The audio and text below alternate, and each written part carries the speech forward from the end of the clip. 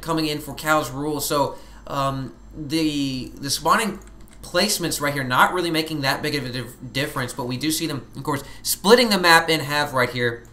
Xiaoyan, though, really falling behind on the expansions part, and this is really going to allow Cal's Rule to macro up an army really, really quickly. And this is where Zerg get really dangerous, is when they get all of these hatcheries, they get the hives, they get this creep spread. I mean, this is, as a Zerg player, this is really where you want to be. Now, we've got an interesting unit composition coming from Cal's Rule. We have a heavy Hydralisk with a nice complement of Zerglings, and we have a few Corruptors in the sky. I'm not sure if he's really going to be wanting to go Broodlords or something like that. We do have an Ultralisk Cavern finishing up here, but meanwhile, we do have the Zerglings coming up here, trying to see what's going on. A lot of them dying right there, as they were definitely far, far ahead of their main force. Xiaoyan saying this, actually be capping 3 of these Hydras, as that was a bad rally. We do have some Stalkers blinking in there, but of course blinking into overwhelming forces. So it does look Cal's Rule will be engaging right here. We are going to see Infestors in the background. These Hydras are going to be raked by this Thermal Lance that we see coming out. We do see Fungal Growth going down. Meanwhile, these Corruptors just pounding that Void Ray and not able to actually get a hold of that Colossus. I really feel that was the entire purpose of those Corruptors, because the Void Ray was not nearly as threatening as those Colossus. Of course, we do see that Infestor throwing down Fungal Growth, but sacrificing himself. Meanwhile, we do have Cal's Rule's high yield mineral will be going down. We do see that Queen totally got kicked in the teeth right there. We do have more reinforcements moving up for Xiaoyan. They will be making contact with these drones, and we do see the hatchery falling from Cal Rule. Xiaoyan, of course, you're totally rolling that expansion right there. And meanwhile, we do have 6 Ultralisks on the way. So Cal's Rule kind of biding his time, soaking up the damage. We do actually have this Hydralisk then will be taking a lot of fire. Of course, this Queen sitting here will be transfusing it, not liking what's going on here. So she's going to try to save it, as if we see a 3rd transfusion going down, a 4th transfusion going down, but it does look, in fact, we will be losing this Hydra. No, actually, she runs up there, sacrifices herself. That one last Thermal Lance went down there and killed it. We saw the Ultras totally trample that force field, as they are too big for that kind of stuff. They will be coming here, not able to fully deploy, but there's so many Ultras right here. They will be killing all of Xiaoyan's ground forces right there. We do see that Colossus, the last standing unit right there. So right now, we see the Chitinous Plating coming down for Cal's Rule. Cal's Rule going to make these Ultras that much more effective. We do see a counterattack coming down from him.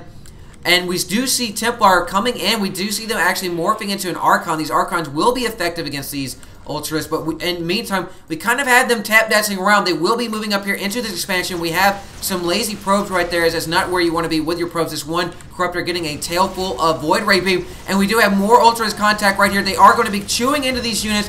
We do see those. We do see the High Templar falling right there. These Hydralisks just doing a massive amount of DPS. They will be dispatching this Void right here shortly. This Immortal, though, will be totally destroying that Hydralisk right there, as this Immortal is well adept at doing so. Of course, these Hydralisks will be owning that Immortal inversely, as those Immortals are not very apt at taking on Hydralisks. Once again, we do have Stalkers coming up here. The Hydralisks very, very keen, very, very apt and able at taking out gateway units. So right now, Cal's Rule in the middle line, we're sniping this Nexus, and we do actually see them sniping the Nexus. We do see more Zealots coming. We do see Side Storms coming down on these Hydralisks, trying to get out of there, but not able to actually get away from those Side Storms. So Xiaoyan able to defeat those units before anything was really able to be done. The Nexus was not sniped when we didn't see any probe decay and death there. So right now, Ultralisk Cavern fully upgraded. The Ultralisk have the level 2 ground attacks, level 2 missile attacks, and level 3 Carapace coming down for Cal's Rule. So Cal's Rule able to soak up the damage from Xiaoyan's forces right there that he put down. Lost the high yield expansion, but able to shrug it off because he had so many other expansions running around. Looks like he will be queuing up another hatchery. Meanwhile, though, Xiaoyan doing a good job of expanding. This is what he's going to need to do to keep himself in the game. These Zerglings should not be engaging these Photon Cannons, as they needed to do a run-by, needed to get in the mineral lines, as now the Ultras will be coming in here, will be finishing them off. But we do have a Void Ray and more Immortals showing up. Those Immortals so keen and just absolutely own Ultralisk. So Xiaoyan doing a good job of adapting his unit composition here, as we do see more Immortals entering the battlefield. I believe, yes, 3 more Immortals here at his natural expansion. So these Immortals are really going to absolutely own Ultralisk in the face with those double cannons of doom. What do they call those cannons? Yes, the phase disruptor cannons. They're begin doing 60 damage per hit against these Ultralisks. So these Ultralisks are really going to have a hard time dealing with it. They have 500 HP. These guys are very robust. They have a lot of armor, so this armor will be doing some of the mitigation, but just 60 damage per hit is just going to be too much as these Immortals are starting to mass up. I believe, yes, we have 5 Immortals on the field for Xia Yun right now. Choosing not to get the Colossus because Colossus are not very effective against these Ultras. We do have an Infestor coming over. We will see a Bungle Growth going down on the Infestor, though, being engaged. Calzro charging up here, not where you want to be. You do not want to be engaging these Immortals like this. We are going to see one Ultralisk, 2 Ultralisks going down, a 3rd and a 4th Ultralisk going down. This last Ultralisk being split in half by these Immortals. These Immortals just racking up those kills right there. As this guy has 3 Ultralisk kills. This guy has 2 Ultralisk kills. So those guys have already paid for themselves more and more over because those Ultras are not cheap at all. So Calzro bringing his high yield online, actually bringing some Banelings up in the mix right now. Actually see Calzro adapting to what Xia Yun is bringing to the field, as we haven't seen any decisive battles to where the overflow and the counterattacks have just been too much for the other player to handle. So right now, Calzro mixing it up, adapting to Xia Yun. So we've seen these players adapt time and time again to what each other are bringing to the table. So right now, Xia Yun also throwing down static defenses out here in the main, so really just trying to solidify his defense, making sure that run-bys won't be super effective. We have a lot of Zerglings on the field right now. These Zerglings are going to be really effective against what we see from Xia Yun. These Immortals, though, can be completely owned against that. These Archons will be effective against the Zergling due to the splash damage, but these Zerglings, of course, doing a job not engaging this force. This force is too much for that number of Zerglings. The Zerglings look like they will be coming. Yes, they will be doing a run-by. Instead of engaging these cannons like they did last time, we'll be coming in here and we'll be pillaging this mineral line as these probes are desperately trying to run away from these Zerglings, but it's just not going to happen. These Zerglings will be sniping this Nexus. I don't believe that that Xia Yun will be able to get up here in time, as we just see this one Void Ray trying to kill these Zerglings, but there's just so many Zerglings on the field. Calzro trying to skirt around these forces, trying to get his forces out, but it will not actually be happening. There's so many, all these Immortal lining up, trying to make something happen here, but of course these Zerglings just kind of running by and just being splat and stepped on there like dirty little cockroaches. But right now, that was really effective, though. Let's take a look at the loss tab right here, as Calzro is behind in losses, as he's lost a lot of units, but Calzro, though, able to shrug it off because look at the income right here. Actually, whoa, my bad there. Xia Yun doing a great job there, as he has 90 harvesters. That's insane. You do not need that many harvesters. I mean, there's a certain point where because now he can only build an army. Look, he's fully maxed out right now, and this is as big as his army can get. So right now, Calzro can build 20 more militaristic-based units than Xia Yun can. So that there's a balance you need to hit with the number of drones you have and your income. Now, though, if you use it right, if you go ahead and sit there and just constantly attack, but we're not seeing it. Look at that, 6,000 minerals in the bank for Xia Yun. Xia Yun needs to be throwing these units at Calzro, because Calzro doesn't have the income to sustain that. You don't need to be sitting on your haunches, and this is really where we've seen Xia Yun fail. Xia Yun could have taken both of these games relatively quickly, but right now we have Calzro engaging Xia Yun, as we do see Banelings coming up here, will be exploding, will be detonating, will be doing some damage. There won't actually be killing that many units, but Calzro will be retreating back there. We do have these Broodlords, of course, doing a lot of damage. These Broodlords will be in danger from these Void Rays, but these Broodlords will be more than happy to kill these Stalkers, but these Broodlords, of course, are totally outnumbered and need to be retreating, as we do see 3 of them fall right there. And, of course, Archon and Immortal Dance Party right there, as they were just spinning right there. Pretty hot action right there.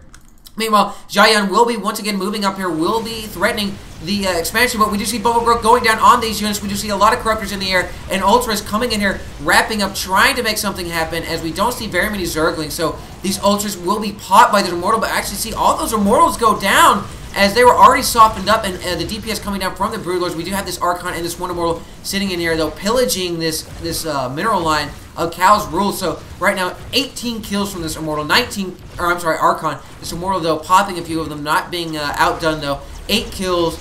Oh, and he almost got a 9th kill right there, but Calzro able to sustain that damage, able to basically just sit there and take it, and going to be able to macro up a new army. Meanwhile, though, Xia Yun 7,000 minerals in the bank.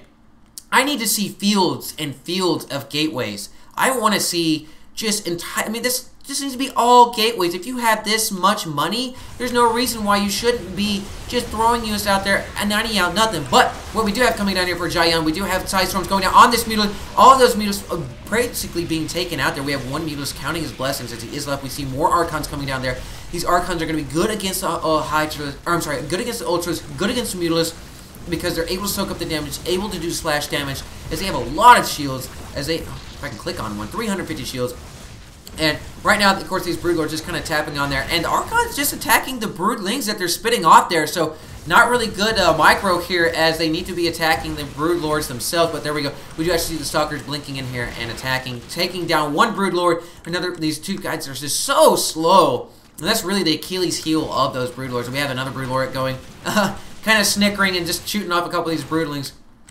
So right now, Khazrul doing a good job spending his money. If we look at his income, 1,400 per mineral per second. That's not a shabby income. And he's got 77 harvesters. There's few too many harvesters in my opinion. We do see Jia Young still sitting at 90, and it's really frustrating to see that much money in your bank and you're not being super aggressive, just throwing those units at your enemy. But either way, this is the way it's being played right now. Jia Young once again moving up here. We do see a lot of Zerglings in the mix here. We do see a lot of Ultralisks right here. And we are going to see Jia Young's army completely wrapped up here. And we do have Broodlords DPSing in the background. And this Colossus, of course, doing a lot of damage, but it will not be enough. We see the last few Stalkers being wrapped up right there. And Khazrul able to shrug off that attack. Once again, will be moving up here, will be attacking the high yield expansion of Jia Young, and we do see Jia Young GG out of there. And I don't know how I feel about that, because Jia Young had a lot of baseless left. He had, this base was fully packed. This base was fully packed, or the expansions. This one was mined out. This one was mined out. But he had two fully operational expansions. So I feel that he moved out, but also he was having lag issues. If you look at the North American Weekly website, NorthAmericanWeekly.com, it does show a 3-1 in the favor of Khazrul, but Jia Young ended up forfeiting this matchup because he was having lag issues. Of course, you know, he's going to be coming back. Of course, he's more than welcome coming back, and it was great to be having him there.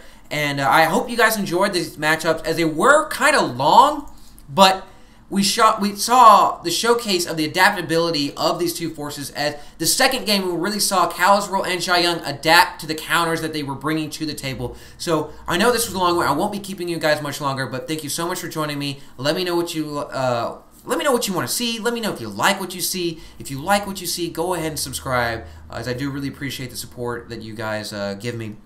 And I guess we're just going to wrap this up. And as always, citizens, stay safe.